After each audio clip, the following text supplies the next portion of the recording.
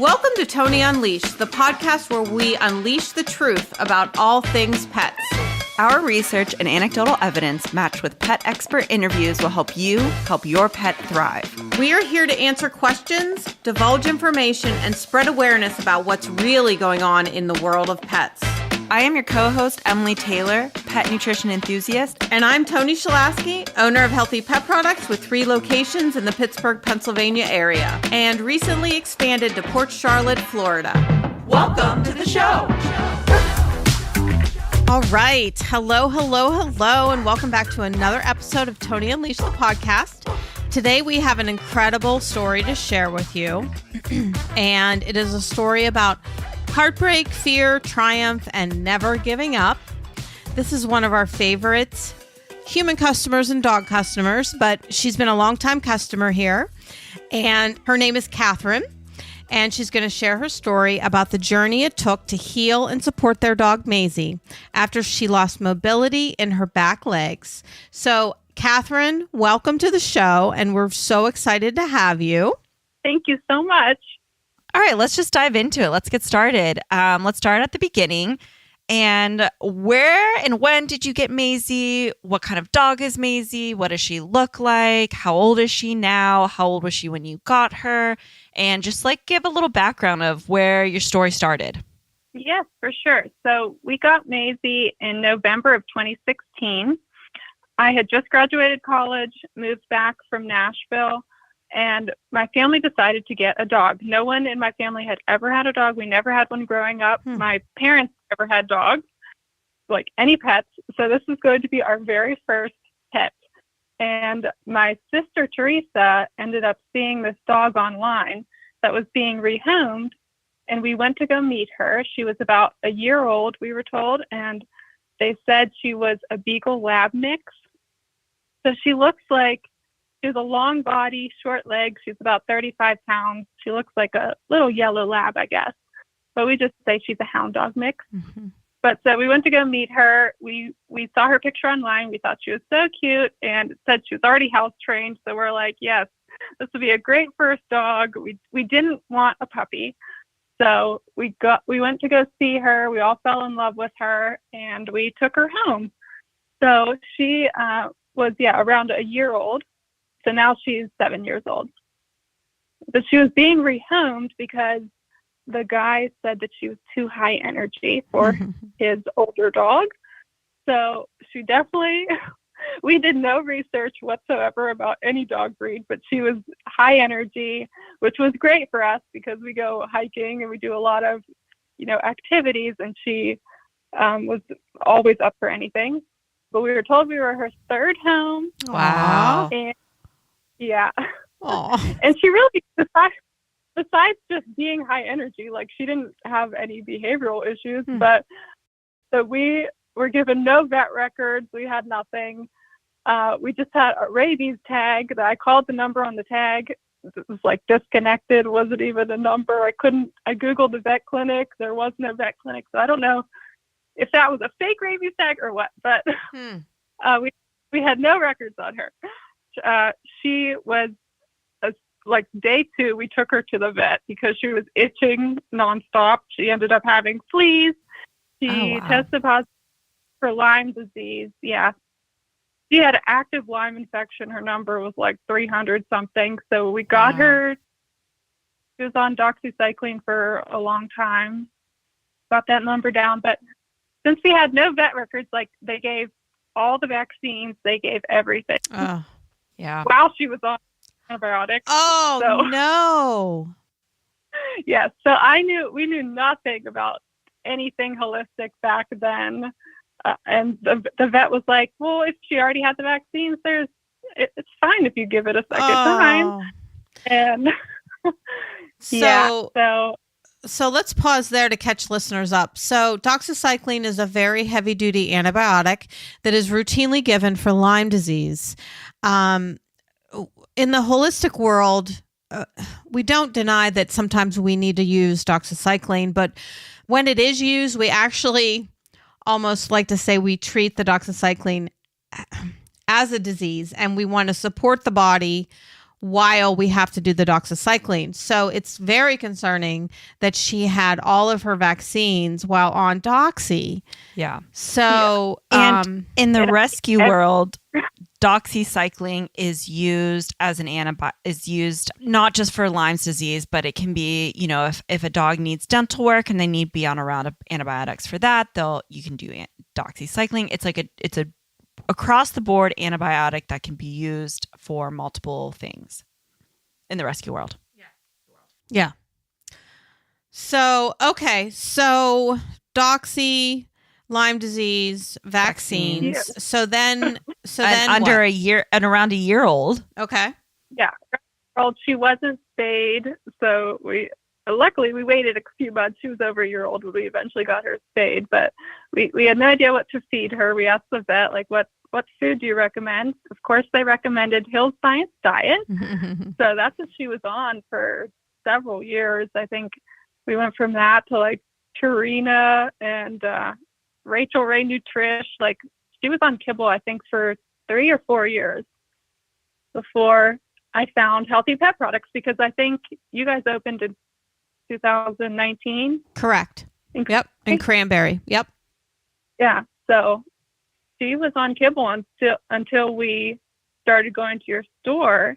And I remember the first time we walked in and I asked if you guys carried Nutro and they said no. I was like, oh, I thought that was a good brand. And they were like, no, let me show you all the brands. So I think at that point we switched to Instinct kibble. And so that's where, but I still remember that first day walking in there and I thought I was feeding her something healthy, but no, it wasn't good. Aw. Okay, so I'm curious, what made you walk in the first time? Were you seeking out a more just because it was a new store in your town, or what made you do it?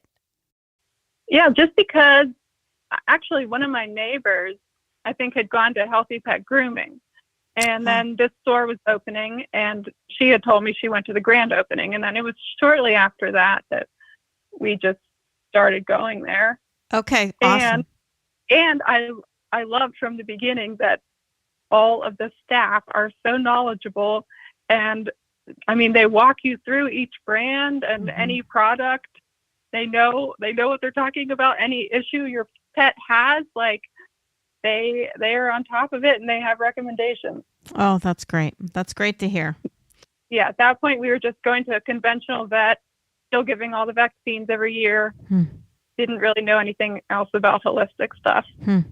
So you yourself, Katherine, are you and your family relatively holistically minded? Is that was it an easy? Yes. Yeah. Yeah. I would say more go the natural route, not medications, things like that, more natural things. Great. So yeah, but having never had a dog before, I just figured, well, yeah, they get all their vaccines. Right. I love though that you guys knew firsthand you didn't want a puppy. Like that is a hard pill for some people to swallow, that like puppy might not be the right option for them. Well, my sister Teresa really wanted a husky. I'm so glad we didn't do that. Oh my gosh. Yep. That is a breed for a specific personality. Yeah. Yeah. But Maizie really was the perfect dog, having done no research and having that is only we looked at. She was the dog we met. I love that for her, because you guys were her third home, and she was like still perfect. You know, when you hear of dogs being like passed around from home to home, you just assume that they have behavioral issues or something's wrong with them. And like, yeah, I mean, she had Lyme's disease, but like, other than that. Yeah, so we don't know her beginning, like where she first started out, because the home she was at before us only had her a few weeks. Aww. So I anything else. Yeah. So the story, we're here because she lost mobility in her back legs. That's why we're here. What were the days leading up to it? Were there symptoms? What were your immediate reactions when she talk us through those like what happened, and then shortly after that. Yeah, so she really, besides her Lyme disease, she had no medical issues, like for her entire life. Mm-hmm. So this was November 2021. She was almost 6 years old. It was right before Thanksgiving, and my mom called me and said that Maizie was acting strange and that she didn't want to eat her breakfast and that she went into her crate and didn't want to come out. And she really never went into her crate before, so that was odd. I came home and she just was reluctant to move. Seemingly nothing happened. She was totally fine the day before. So I think I gave her like a non-steroidal anti-inflammatory that day because that I had on hand Mm-hmm. because I thought pain. I could not tell what hurt her. I just thought something's hurting her. She was just walking slow. The next day, she perked up like with the pain medication. So she like went a long walk. She was okay. My sisters were like begging me to call the vet. So I did call the vet. And at that point, we were going to Cranberry Holistic Pet Care. I called them and they said, well, if it's an emergency, you can come in. And at no point did I think it was an emergency. Like I never in a million years thought she was going to become paralyzed because I had never heard of a dog becoming suddenly paralyzed. So that was a Friday. And I should have been thinking that vets are going to be closed over the weekend. Like I should get this checked out. But so she got really bad on Saturday. She got even worse on Sunday. Just like So lethargic, lack of appetite. Yeah, we couldn't get her to eat. Well, I think she was eating like one meal a day. We could get her to eat something, but definitely not her normal self. She didn't like jump up on the couch. She didn't want to walk. And at that point, I was like, I think it's her back or her neck. And for our listeners, I know we touched on this earlier on, but I just want to reiterate that she seems to be part like Corgi or Basset Hound or Dachshund. She has a long body with short legs. Yeah. Her back was just like arched. She was still walking, but her back was arched. And I thought, okay, her back hurts. And at that point, I had no idea that dogs with long bodies and short legs are prone to spinal issues. Mm-hmm. Like I had no idea. So this was a Sunday night that she started just shaking in pain. Mm. And we were giving the pain meds, but then it was doing nothing. So she was just shaking in pain and just panting really hard. So the panting really concerned us because I was like, I didn't know if it was because she was in pain or she was having trouble breathing or what. So I called the emergency 24-hour clinic because this was a Sunday evening. I called PVSEC and they said they were totally full. And they said, if this is a life-threatening, your dog is dying right now, you can bring her in. And I said, well, I don't know if she's dying right now. Like, I do not know. And they were like, well, it could probably wait until the morning. I was like, okay, because they were totally full. So I ended up calling a couple other 24-hour clinics and everybody was full. So this is this is just at the post-pandemic point.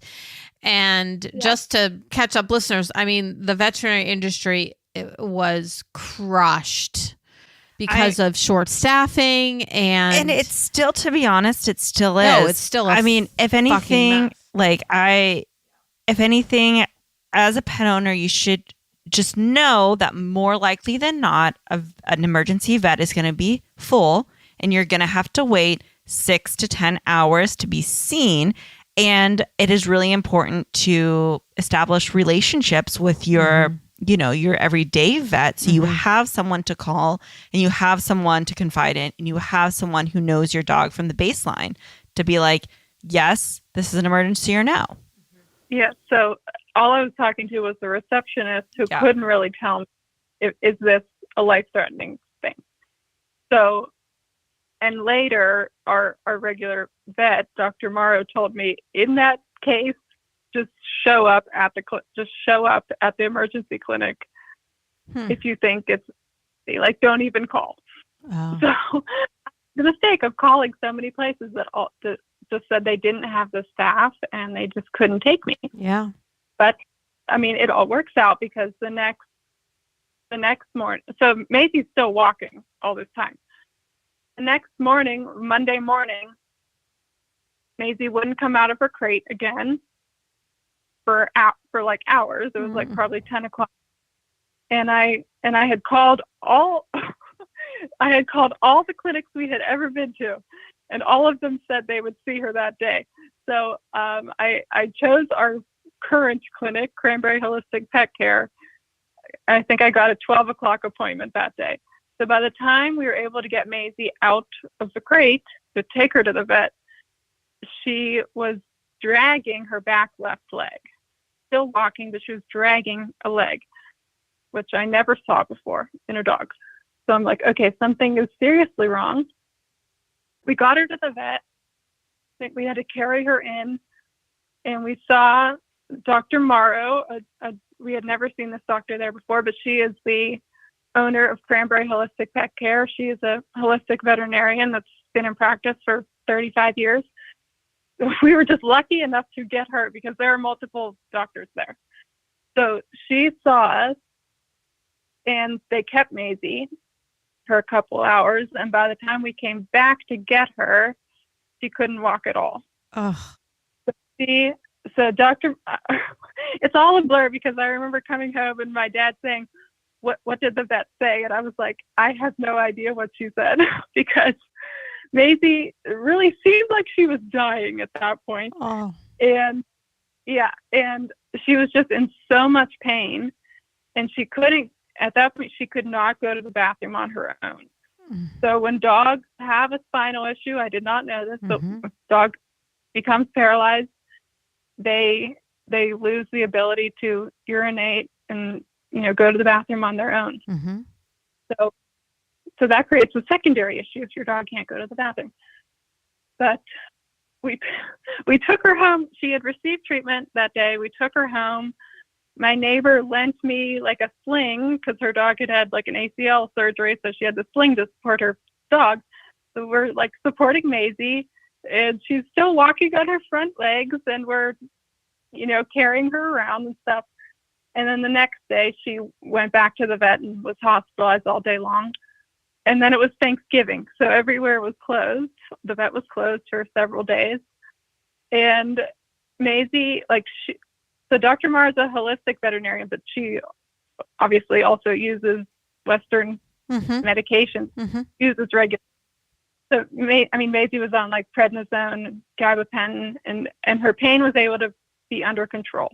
So we come back the next Monday after Thanksgiving, and Dr. Morrow is like shocked to see that Maizie is doing a little bit better. She's still paralyzed, but she's more stable. And she told us months later that she honestly did not think that Maizie was going to make it through that weekend. So, wow. Why? Yes. Why?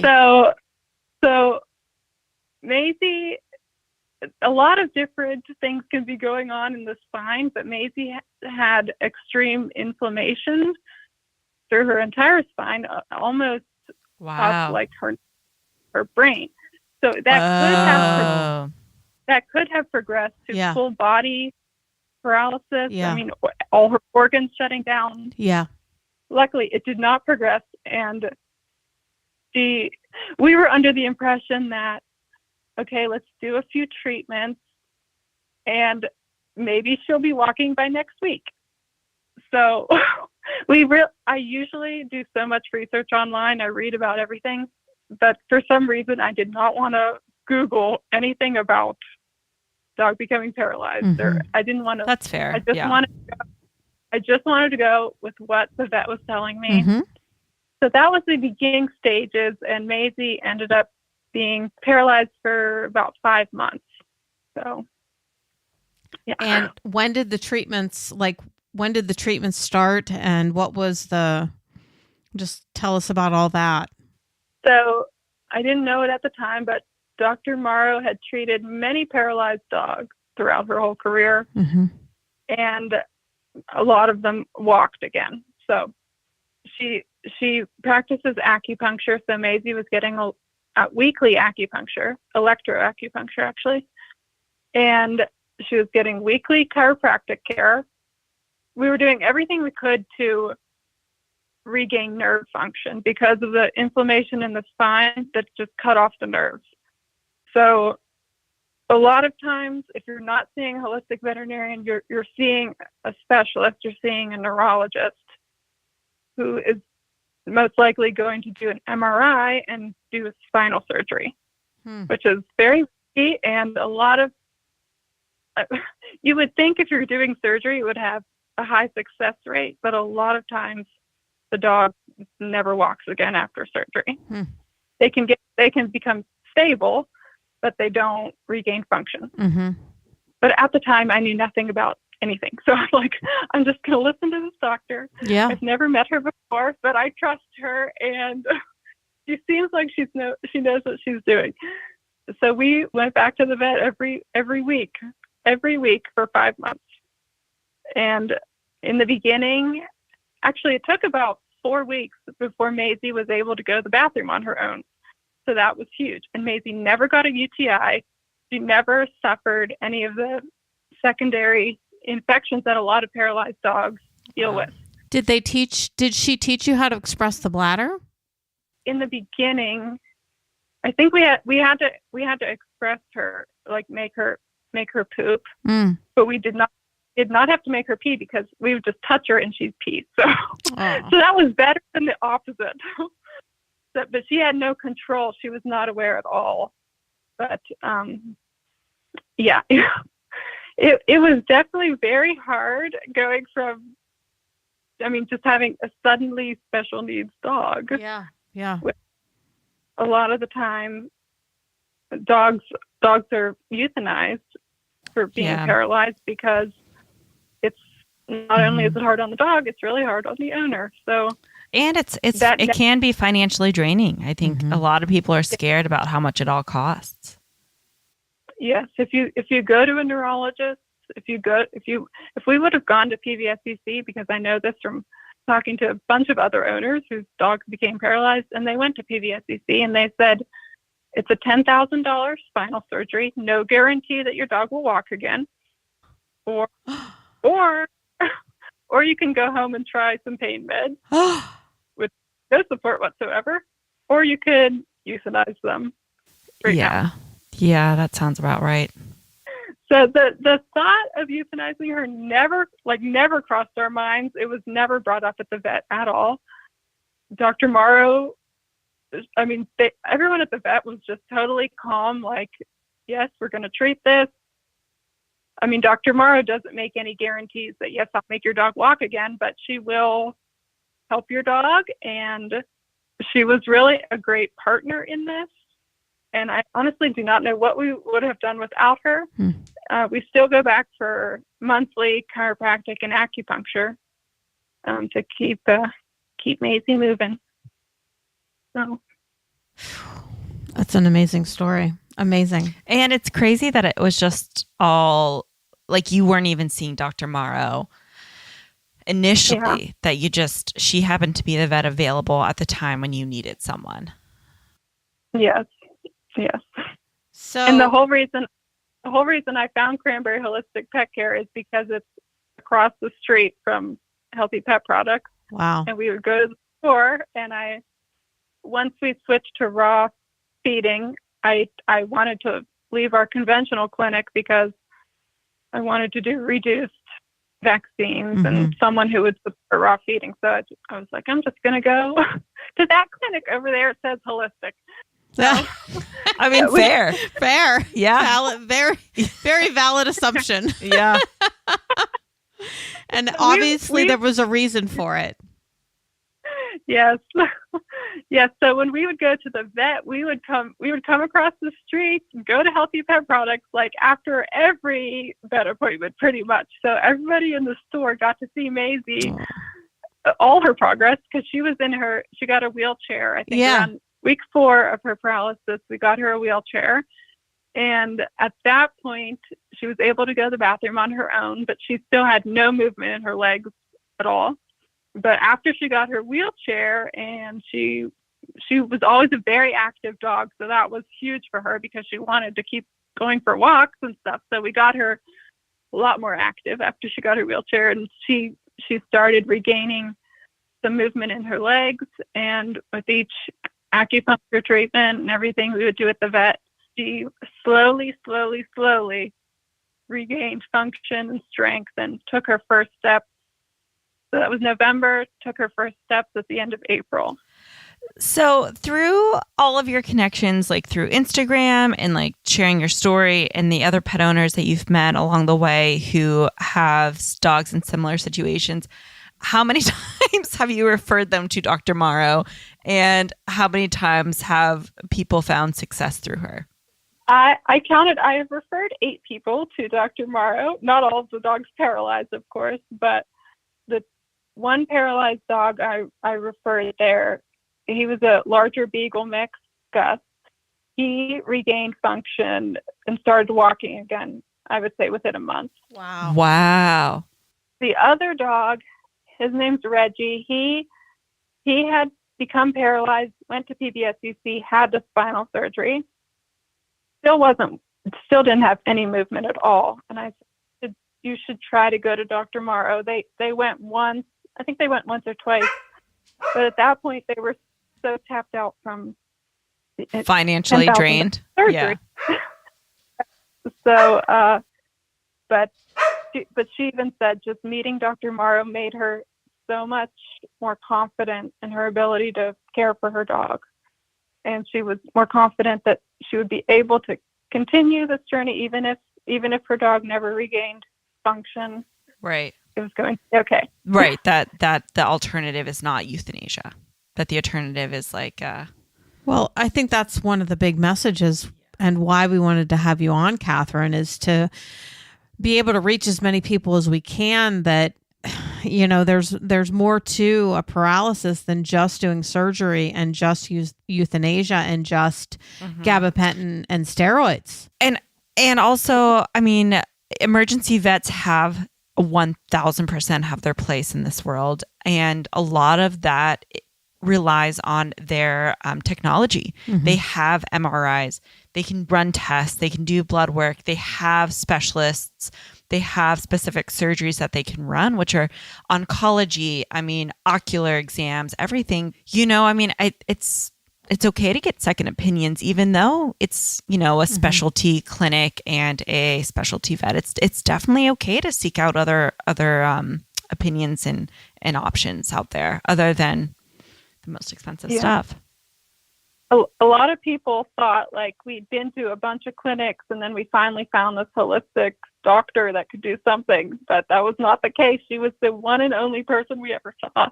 Yeah. And Dr. Morrow was trying to recall, you know, the beginning story. And she was like, did you go to the neurologist? And I was like, no, we never went, because she will refer people to a neurologist if she thinks they need to have surgery.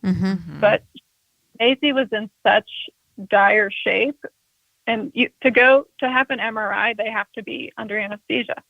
So that in itself is risky. And then she said she would never recommend spinal surgery unless it was 100% necessary. Necessary, yes.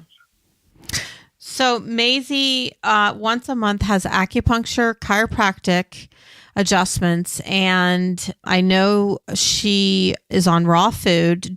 What about any supplements? Yeah. So in the beginning, Dr. Morrow immediately got Maizie on like a million Chinese herbs. A million. Yes. So that really helped her. Things for brain health, for heart health, for liver, you know, once we weaned her off the prednisone, for kidneys, I mean, herbs for everything. So it's very much the whole body support. And it starts with nutrition. So Maizie was already, you know, a step ahead because she already was on a raw diet. So a lot of these dogs that come in, you know, cancer patients or whatever, she puts everybody on a different diet, something that's going to help them move direction, reduce inflammation. So Maizie was already on a balanced raw diet, and she was at a good weight. So that was something something good. So Dr. Morrow support it was okay, not support it, but like was okay with Maizie being on a raw diet? Yes, she was. She recommends. I mean, she doesn't just recommend raw diets, but she definitely is in favor of raw diets. They actually have a freezer there. They sell Answers pet food, raw food. Sell the goat's milk.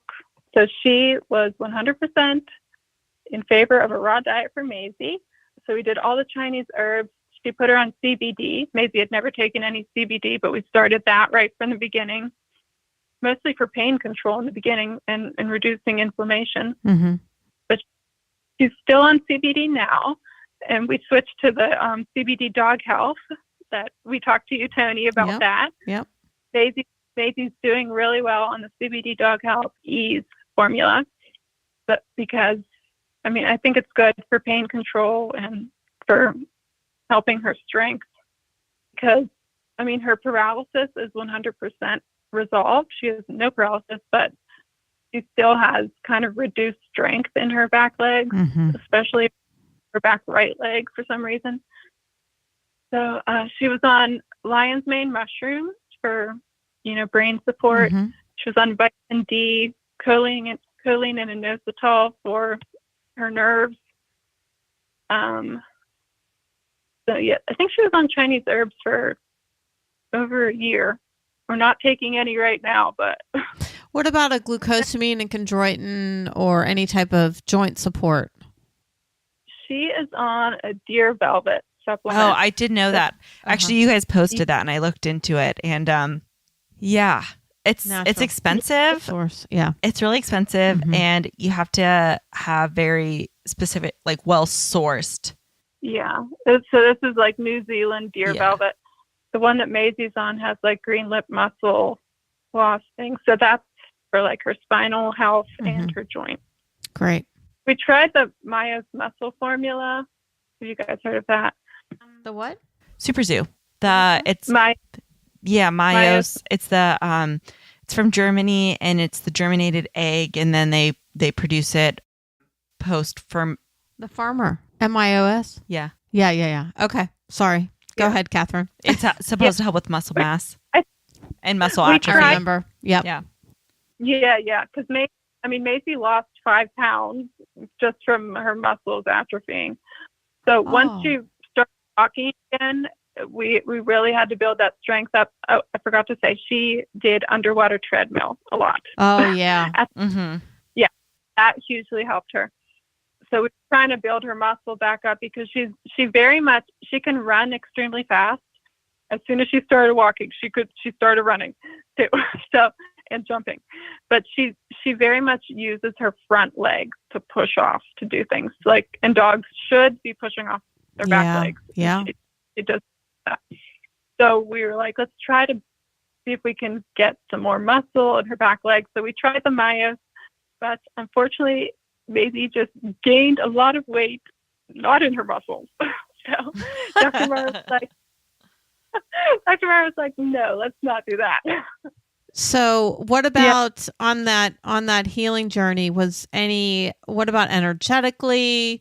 What about, positive thinking, prayer? Like, did any of that come into play? Yes, very much. So Maizie already, before she became paralyzed, everybody in the neighborhood knew her. I have a pet sitting business, so all of my clients knew Maizie. Maizie would play with a lot of the dogs. So when she became paralyzed, I had, a million texts coming in every day. How is Maizie? How's Maizie? How's she doing today?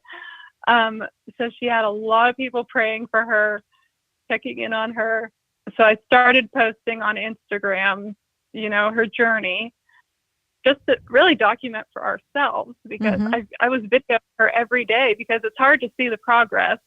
But if you video every day, you look back 2 weeks ago, oh, look, she has a lot more movement than she did then. But social media has been wonderful in connecting with other paralyzed dogs, other dogs in wheelchairs, because Maizie was in her wheelchair for 5 months. And I mean, there's no predicting. You don't know if she's going to walk again or not. We're continuing to do these treatments. But we did have the mindset, like my whole family had the mindset that whatever happens, we're going to give Maizie a great life. She still has a great life this entire time. So we were all very positive, and all our neighbors that would see Maizie every day and see her progress, all the people at Healthy Pet Products that would see her progress. I remember when Maizie walked in the store for the first time without her wheels, and everyone was like, "What? She doesn't have her wheels?" So, Wow. yes, we had a lot of support. We've met a lot of local people.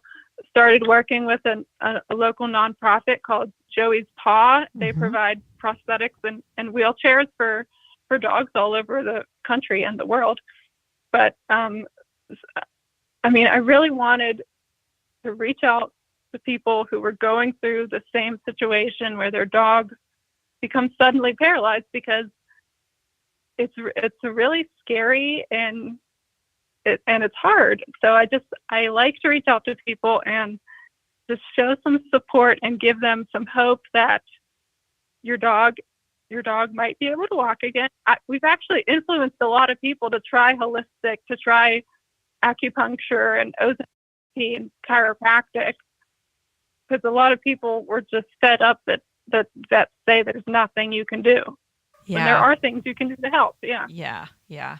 So for anyone who, wants to check in on Maizie, who wants to follow her journey, who wants to reach out to you, Katherine, her Instagram handle is Maizie, MAIZIE _Gracie, GRACIE. And there's just so much, there's videos of her getting acupuncture, her chiropractic care, Dr. Morrow, using her supplements, her balance board, everything. There's everything on there that we talked about. And Joey's Paw.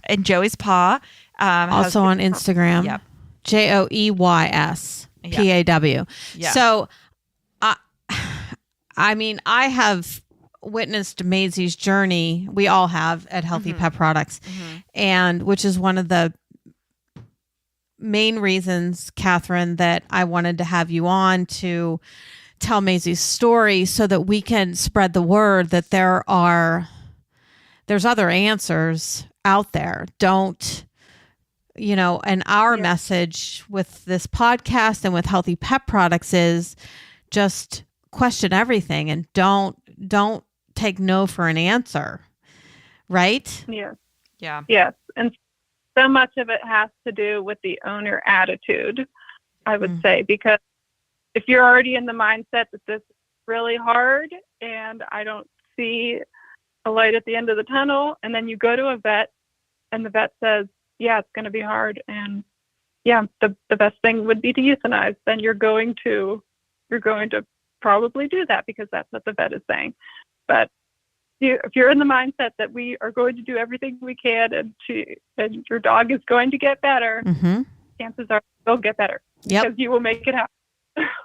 Real quick before we go, because I know we're going to have to close up here soon.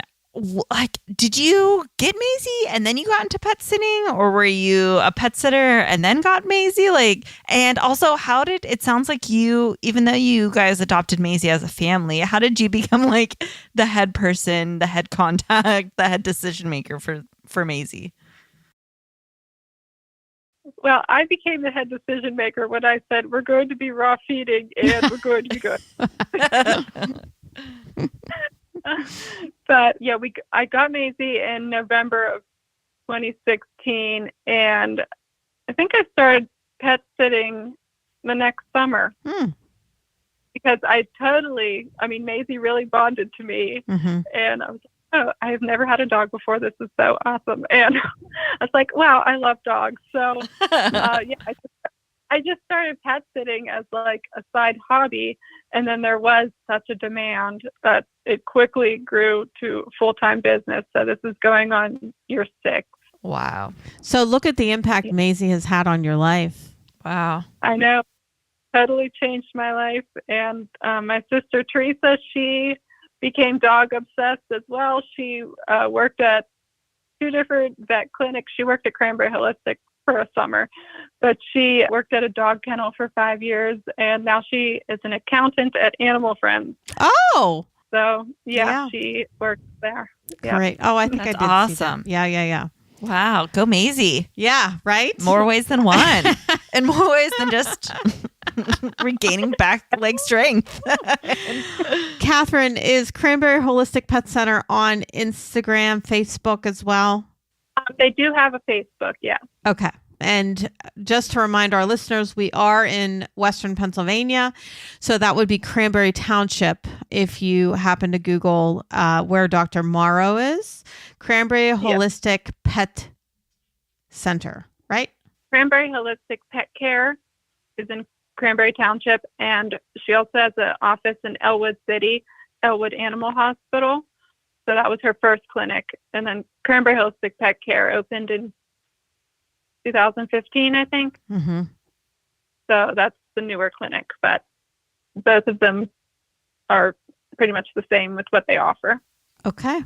And we this is the first time we've had a customer on the show. Mm-hmm. This is the first time we've had just a pure awesome pet owner on the show, but we'd like to take this opportunity to invite customers, listeners, to tell us about their experiences with overcoming health scares, or even just sharing your journey and your relationship with pet nutrition and your personal animals. We want everyone's feedback. We want to invite the community to talk to us about all of this stuff. The more we hear from you and the more experiences we learn about, the more we learn, right, and the more we grow as a company and as a podcast and a community. As a community. I was going to say the same thing. Yeah. Community for helping pets thrive and spreading the word that there are other answers than just, and not that we're against medication or right. But it's not always the answer. Surgery is not always the answer. Medication is not always the answer. There are other answers. And these answers have been around for centuries and thousands of years. Longer than veterinary care. Yeah. So and that's they're less invasive and don't have side effects. Exactly. A lot of.